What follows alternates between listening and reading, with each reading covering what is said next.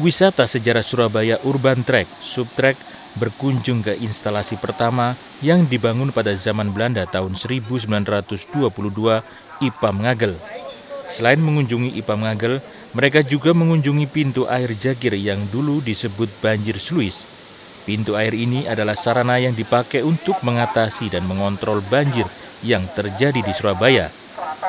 Pintu air Jagir ini juga dipakai sebagai sarana untuk mendukung ketersediaan air sebagai bahan baku pengolahan air yang dibutuhkan perusahaan air pemerintah kota Surabaya era kolonial, yaitu Gemeente Waterleiding.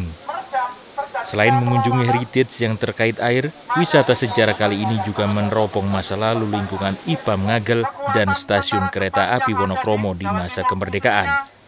Ahmad Zaki Yamani, pemandu Subtrek, menceritakan pada 28 Oktober 1945, di saat pertempuran Surabaya fase pertama, para pemuda pegawai air minum melakukan blokade dengan cara menutup keran air yang menuju ke Surabaya.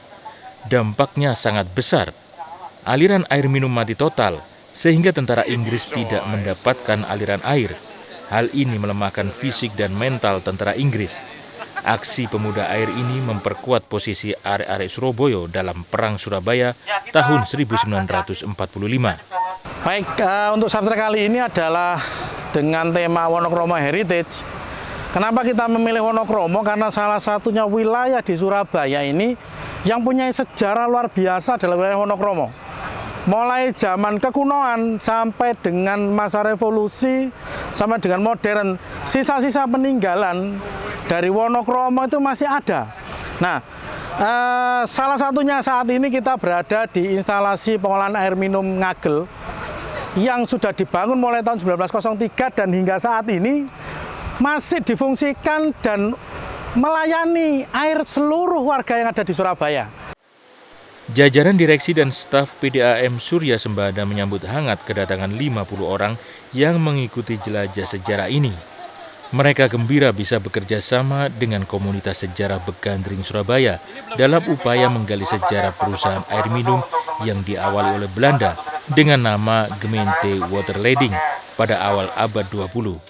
Sejarah masa lalu ternyata masih relevan dengan hari ini, di mana dalam peringatan Hari Air Dunia 2023, tema yang diusung adalah mempercepat perubahan untuk mengatasi krisis air dan sanitasi.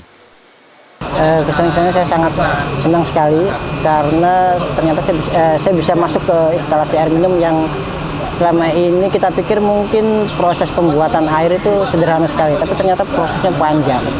Nah, mungkin dengan ini semoga terutama saya sendiri bisa lebih bijak dalam memakai air.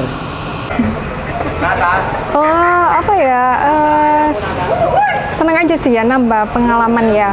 Soalnya kan masuk di area ini kan susah kalau orang umum ya, gitu. Jadi lebih ibaratnya lebih kalau ikut ini tuh kayak kita tuh lebih istimewa gitu.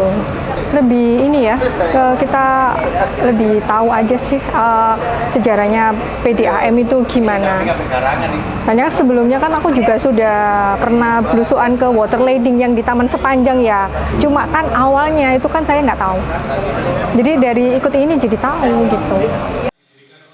Kegiatan Subtrek adalah salah satu tindakan di mana melalui jelajah air, para peserta diperkenalkan bagaimana mengelola air dan peduli dengan air, karena manfaat air sangat besar bagi kehidupan manusia. Makan, nyemil, saya persilahkan dari kawan-kawan.